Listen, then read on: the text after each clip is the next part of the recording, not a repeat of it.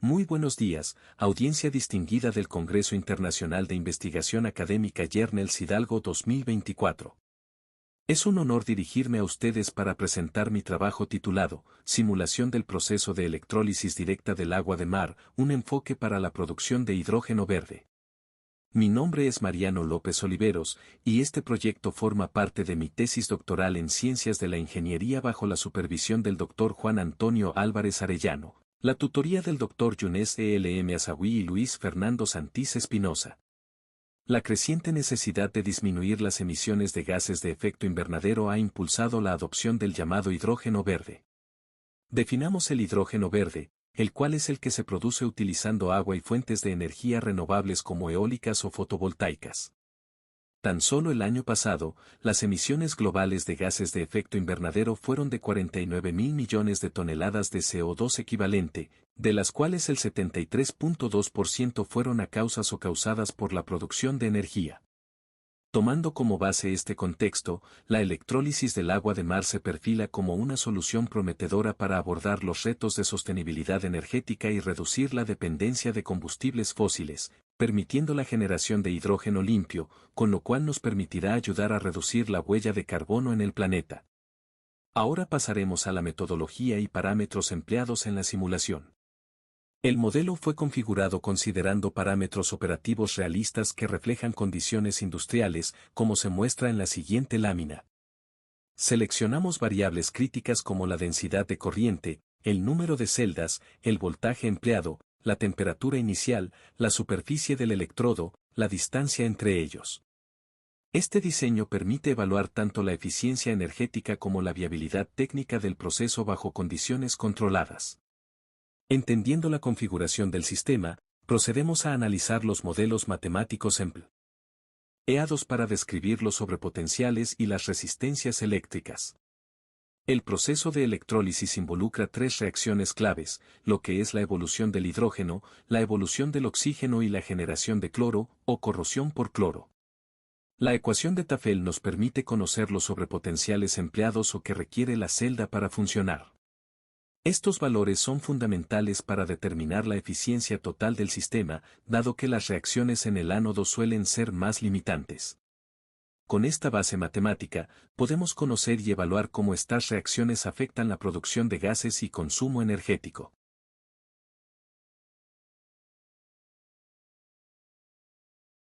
El sobrepotencial total del sistema es la suma de los sobrepotenciales de las reacciones individuales, considerando la predominancia de la reacción con mayor sobrepotencial en el ánodo.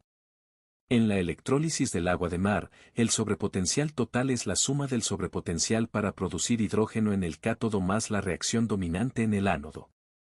Recordemos que en el ánodo se forma tanto oxígeno como los no deseados, en este caso, cloro. Y la expresión matemática está dada por el sobrepotencial total es igual al sobrepotencial del hidrógeno más el sobrepotencial del oxígeno y de los subproductos que se generen en el cátodo. Con esta matemática en mente, podemos pasar a evaluar cómo están las reacciones que afectan la producción de gases y consumo energético del sistema. La producción de hidrógeno y oxígeno y cloro fue modelado utilizando la ley de Faraday. Como se observa en las ecuaciones presentadas, este enfoque permite calcular de manera precisa los moles generados en función del tiempo y las condiciones operativas de la celda. Asimismo, evaluamos la eficiencia energética del sistema definida como la relación entre el voltaje ideal y el aplicado. Esto es clave para identificar las áreas de oportunidad en términos de consumo de energía. A continuación, revisaremos los resultados obtenidos en términos de producción y manejo de subproductos. Los resultados de la simulación muestran que nuestro diseño prioriza la producción de hidrógeno y oxígeno, minimizando la generación de cloro gaseoso y subproductos tóxicos. Este balance es posible gracias a un diseño que favorece la oxidación del agua en el ánodo mientras se reducen las reacciones secundarias. Sin embargo, las pérdidas de eficiencia asociadas a la corrosión y al ensuciamiento representan un reto significativo. Analicemos cómo estos factores afectan la estabilidad del sistema. El impacto de la corrosión y el ensuciamiento en la eficiencia del sistema. El análisis dinámico del sistema revela que la disminución de la eficiencia del 85% inicial hasta aproximadamente un 75%. Esto se atribuye al incremento de la resistencia interfacial y las limitaciones térmicas. Estos resultados subrayan la necesidad de implementar materiales avanzados y estrategias de control para permitir un rendimiento más estable. La curva de polarización, que apreciamos en la imagen, en la figura 4, muestra el incremento del voltaje necesario conforme aumenta la densidad de corriente. Va una correlación directa. Este comportamiento es característico de los sistemas de electrólisis y está influenciado por factores como la resistencia óhmica y los sobrepotenciales de activación. Este análisis es crítico para diseñar el sistema más eficiente y adaptable a diversas condiciones operativas.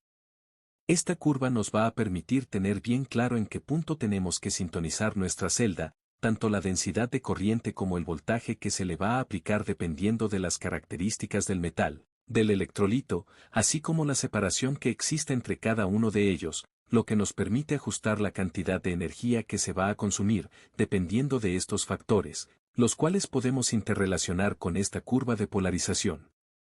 El diagrama que se muestra en la figura 5 es un diagrama de Powerbytes, es una herramienta clave para evaluar la estabilidad termodinámica de los productos generados.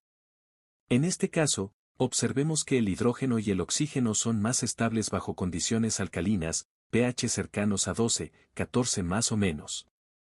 Este análisis nos permite optimizar el voltaje operativo para maximizar la producción deseada y minimizar los subproductos. Gráficamente, podemos observar el rango en el que podemos operar y trabajar la celda sin que se nos empiecen a generar productos no deseados, como en este caso es el cloro, que se representa con una línea verde. La línea negra es el voltaje simulado, es el margen que yo tengo para poder seguir produciendo hidrógeno, oxígeno sin que se vuelva crítico la producción de cloro u otros productos como el ácido hipocloroso y el ion hipoclorito. Todo esto podemos analizar la dependencia o codependencia del pH versus el potencial que se le aplica, tomando el voltaje y un electrodo de hidrógeno para poder evaluar el comportamiento o simular, N. Este caso, el comportamiento en un diagrama de Powerbytes para la producción de hidrógeno, oxígeno y cloro. Finalmente, sintetizaré las conclusiones más relevantes de este estudio. En resumen, este trabajo demuestra el potencial de la electrólisis directa del agua de mar para producir hidrógeno verde de manera eficiente y sostenible. Los hallazgos destacan la importancia de materiales resistentes a la corrosión, estrategias de mitigación térmica y optimización energética de las celdas. Agradezco su atención y quedo a su disposición para responder preguntas o comentarios. Muchas gracias.